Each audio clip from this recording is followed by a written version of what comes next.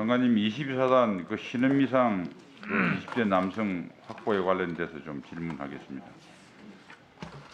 먼저 뭐 여러 의원님이 말씀하셨지만은 하여튼 뭐 언론에서 뭐 노크 기준, 대기 기준, 목성 기준, 숙박 기준에 이어서 산책 기준, 수면 기준이다 이런 게 참 조롱을 받고 있습니다. 그런데 국민들의 어떤 비난과 이런 그 언론의 어떤 질타에 대해서도 우리가 할 말이 없게끔 국방부에서도 시인을 했지만 어이없는 경제 실패가 또 나온 것 같습니다. 우선 이제 사실관계 한번 확인하겠습니다. 지금 이제 아직까지는 추정인데 기순으로 치중되는 사람을 신병을 인수한 게 한 하루 반쯤 지났는데 정확하게 이 사람이 신분이 민간인입니까 군인입니까?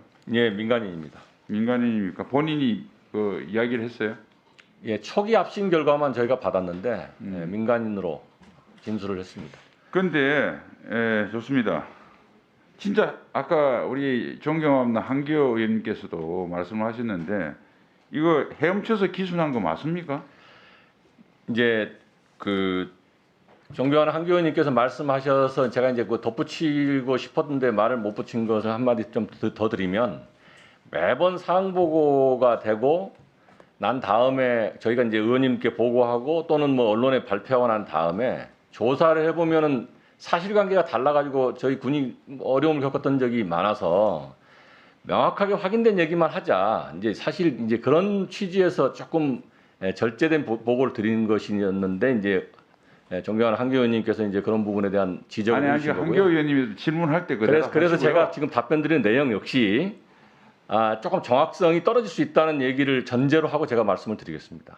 그 헤엄쳐서 기순한 걸 맞다고 군에서는 판단하는 건지 왜냐하면 뭐 군에서는 뭐 8도라던데 저희들이 확인해 본 결과 그날 당일날 굉장히 추웠어요. 그래서 수온이 뭐 4도에서 5도쯤 됐다고 하는데 발견된 지점이 MDL로부터 직선거리가 3.4km쯤 되니까 곡선으로 헤엄친 거리는 5km 정도 될 거고 북한의 경계 체제를 또 벗어나려고 그러면 또 MDL로부터 북쪽 한 5km 북상 정도에서는 헤엄을 쳤을 텐데 10km를 이 조류도 그렇고 이걸 고려했을 때 그 과연 헤엄을 쳐서 그 민간인이 넘어올 수 있는 건지 거기에 대해서는 어떻게 평가하세요?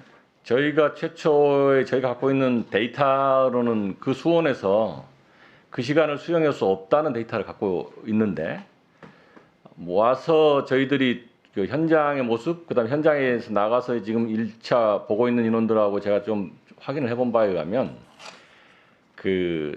이 잠수복인데 그 약간 방수복처럼 일체형으로 돼 있는 옷에 그 안에 그 솜동복처럼 이 점퍼 같은 걸 완전히 다 입고 그 바깥에 그것을 입은 상태에서 끈으로 다 졸라매고 물이 스며들지 않도록 하는 그런 옷을 입은 걸로 보입니다. 그래서 잠수해서 수영을 한 뭐 6시간 내외 될 거라고 뭐 진술한 걸로 알고 있는데 이제 그렇게 해서 수영으로 온 것이 거의 확실하다 이렇게 평가를 하고 있습니다.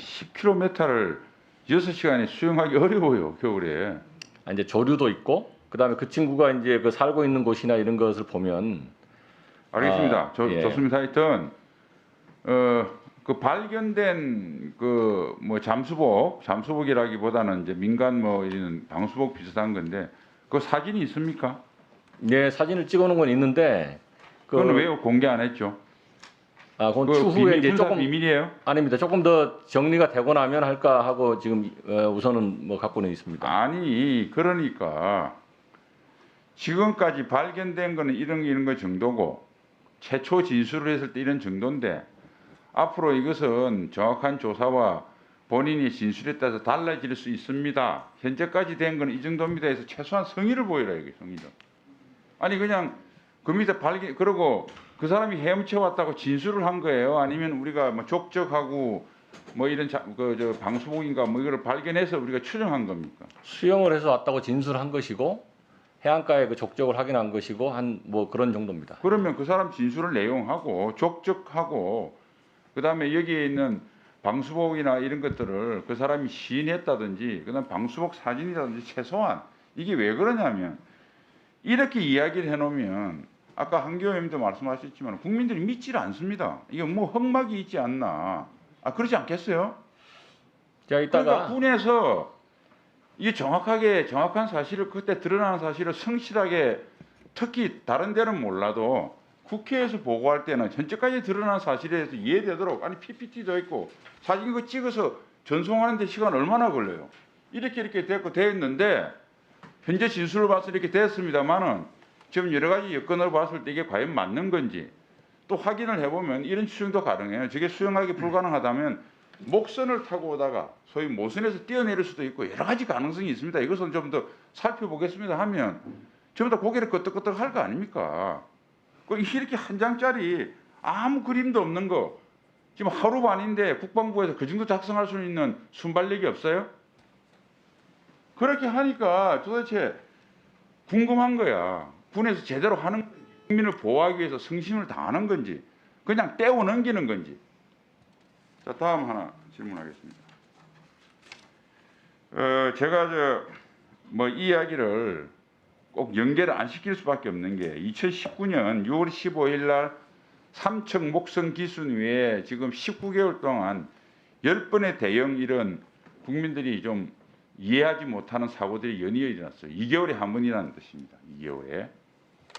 그런데 과거에 저도 군생활을 했지만은 이런 대형 사고들은 지난번 제가 상임위에서도 말씀드렸지만은 1.5에서 2년마다 한 번 정도 일어나요. 이것은 경계작전을 책임지는 제말단 제대의 병사들로부터 중대장들까지 그 보직 기간하고 굉장히 유의미합니다.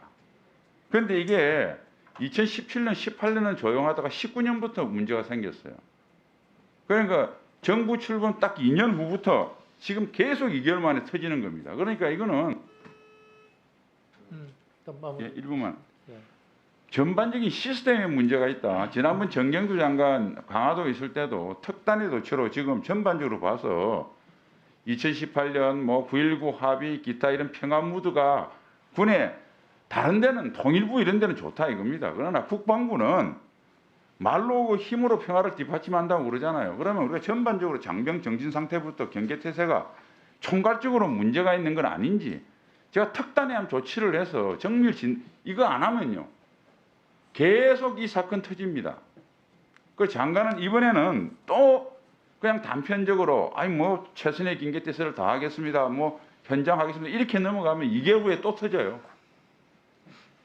나 추가 질문도 하겠지만은 동해안 지금 GOP 그 관광로 지금 생겨서 거기 경호팀 보내고 있죠. 23, 4단 밑에 속초 밑으로 쭉 밑으로 좀 올해 부대 해체됩니다. 어떻게 할 거예요, 동해안 이거 앞으로?